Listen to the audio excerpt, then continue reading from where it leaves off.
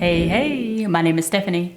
And I'm Chris. And welcome to our story. What are we talking about today? Today we're talking about just our personal philosophy, how we kind of look at life, not just real estate, but how we look at everything that kind of happens around us and to us. And so that would relate to who knows what's good or bad, right? Yeah, exactly. Now there's a story that goes along with this, who knows what's good or bad. And do you remember how the story goes? It's funny. It's like every time I need this story, it kind of comes back around. I've seen it in multiple different places. And you've told it multiple times because, I just think it's adds so much value. Mm-hmm. And how the story goes is that maybe a long time ago, there was this older gentleman, and he went out and purchased a brand new horse. And his neighbor came over and said, "Wow, you're so blessed. You're so lucky. You have an amazing horse." The farmer says, "Who knows what's good or bad?" The next morning, the farmer wakes up to see that his horse has run off. His neighbor comes over again like, "Man, your fortune is so bad. I can't believe this happened to you. What bad luck." The farmer says, "Who knows what's good or bad?" The next morning, the farmer wakes up again to see that his horse has come back, and he's brought back a dozen different feral horses. The neighbor comes over again and says, "Wow, you're so blessed. How fortunate are you? You have all these great new horses." The farmer says, "Who knows what's good or bad?" The next morning, the farmer's son goes out to try to break one of the feral horses, gets kicked off the horse, and breaks his leg. His neighbor comes over again with the same story. "Man, too bad for you. Your luck is so bad." The farmer says, "Who knows what's good or bad?" A few days later, the mayor or the person in charge of the village comes by to gather a young man to go off and make war. When the leader sees the farmer's son, he says, "Man, son, you stay here, you heal up, and you'll be ready for the next battle." His neighbor comes and was like, "Wow, what great fortune. Your son didn't have to go off to war." The farmer says, "Who knows what's good or bad?"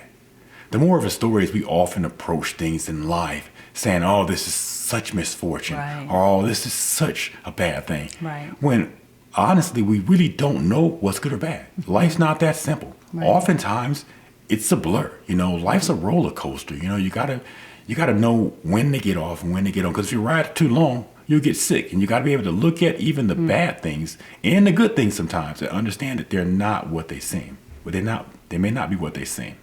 And the way I look at it, every time he tells the story, I think about it in my own way. And I think about things may look bad in the short term, but in the long term, they turn out being good. And I'll give you an example of that.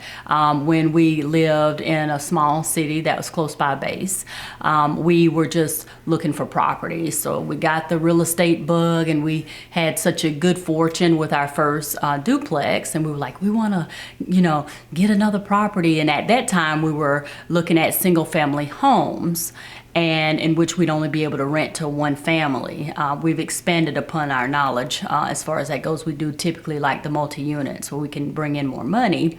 But we were looking, and the price point was pretty high. And we kept putting in bids for properties, and just like property after property. And I want to say about the third time when somebody outbidded us, I started getting a little depressed. And I was like, oh my goodness, how much longer do we have to continue to go through this before we can get a property?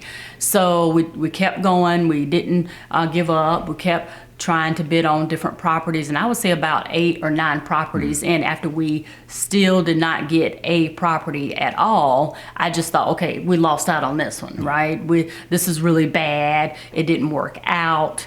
Maybe we need to change our strategy or something, but to me, it was like a crash and burn moment. So who knows what's good or bad, right? So bad in the short term, that was the short term.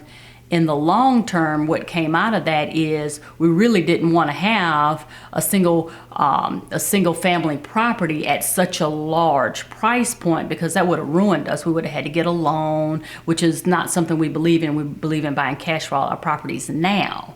But back then, we would have had to get a huge loan, right? Yeah. And so we look back on that now, who knows what's good or bad, and we're like, thank goodness that we didn't get a loan for all of this money, and now we'd be having to try to figure out, okay, how we're going to pay it down, we got to pay it down, and things of that nature. So it turned out, a bad thing turned out to be a good thing in the long run. So when I think about, when he tells that story, when I think about who knows what's good or bad, I think about maybe in the long term, it could be something, it could be a good thing. So and she came to me and she was like, hey, listen, we've bid on multiple properties. It's not happening. Maybe it may not be our season. Yeah. But I was hard-headed. I'm like, no, I'm not going to use it as an excuse to stop for momentum. He said I'm going that. to keep putting in bids, and I'm going to make it happen. Yeah. And I can remember when it finally dawned on me that she was right. It was a snowstorm. It was a snowstorm, and in the state we were doing business in, it typically doesn't snow there, but it was a snowstorm. Not typical. So nobody was going out. Nobody was looking at houses. Nobody was doing anything. Yeah. But we went out, traversed the snow, met the realtor, looked at the property like, this is ours. We liked it. No one's going to look at this one. This house is perfect. And I looked at the ground. Our footprints were the only ones. Were the only ones in the snow. Yeah. I was like, no one else is coming out. We're going to get it, no problem, right? Yep. And then a day later, we get a call. Nope, you were not the high bidder. This person had outbid us sight unseen. right. And I was like, you know what? She may be right. This may not be our season. And I thought it was a bad thing. But like she said, later on, we found out that we could buy more properties debt free. You know, if we would have bought that property, it would have dramatically decreased our buying power. And we wouldn't have been able to do some of the things that came along down the line. So it was definitely a moment where I'm glad she had the foresight to kind of step back and say, hey, listen, who knows what's good or bad?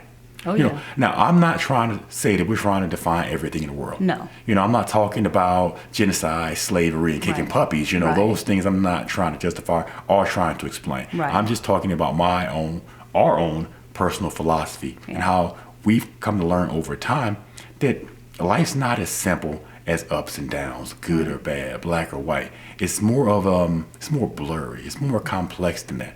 I mean, you can look at multiple stories out there. There's countless stories out there of people who have had terrible misfortune, but turned around and have a blessing. And I can remember a story I watched a little while back where this guy was a rock climber, and I believe he fell and had an accident. And he lost both of his legs. He goes out to design new feet for himself and is now a far better climber than he ever had. We had a buddy It's crazy, who lost his arm in a motorcycle accident and now is a Paralympian doing things all over the world that he couldn't even imagine. He's an inspiration to me. I remember we went out to ride with him one time. We were doing a training ride because we love cycling. Yes. And he was on his bike, his trek, and he was pounding out the wattage. And I'm next to him like, wow, this guy's killing it. I'm nowhere near the place this guy was, but I can only see the passion he had for the sport, how he was taking that misfortune that bestowed him, and he was taking it to a whole different level. Oh, yeah. And I could also think about, like the story I just told, fast forward to,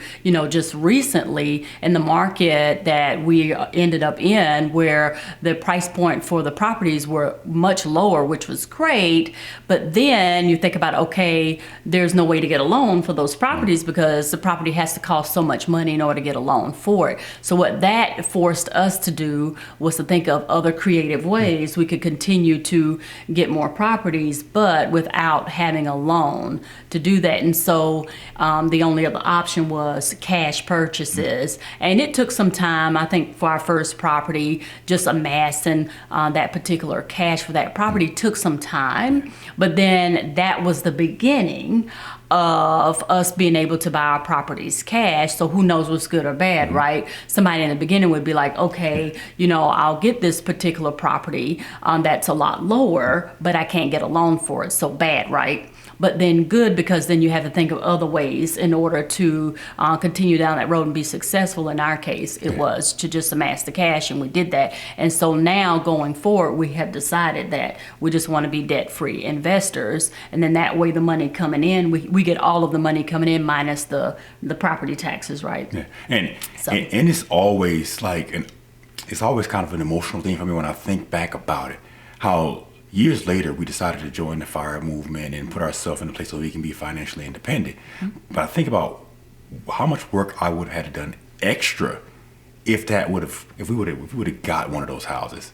I mean, those houses $150,000, $250,000. Expensive. So to have to go back and undo some things that I had done in the past would have completely derailed what we're doing right now.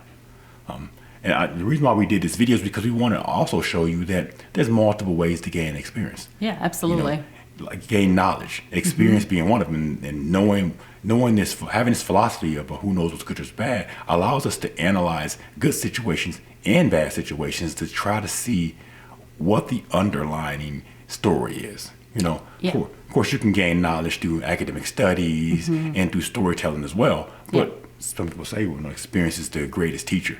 So. Oh yeah. Also too, you know, when he started telling that story maybe almost 10 years ago. And now when something happens either to me personally or to us or the business, I always say out loud, who knows what's good or bad, right? Because the situation might seem dire in the current state, but who knows what blessing is going to come out that down the road. So anytime something happens now, I have the wisdom to say, who knows what's good or bad, right? So this didn't work out. Who knows what's good or bad? Or that didn't happen. Who knows what's good or bad? That way I know I leave it open for something positive to come out in the end, right? I also want to touch on it. This also applies in positive situations. You know, we were just talking last week. We had some great fortune last week, and we'll talk about that more in a future later. video.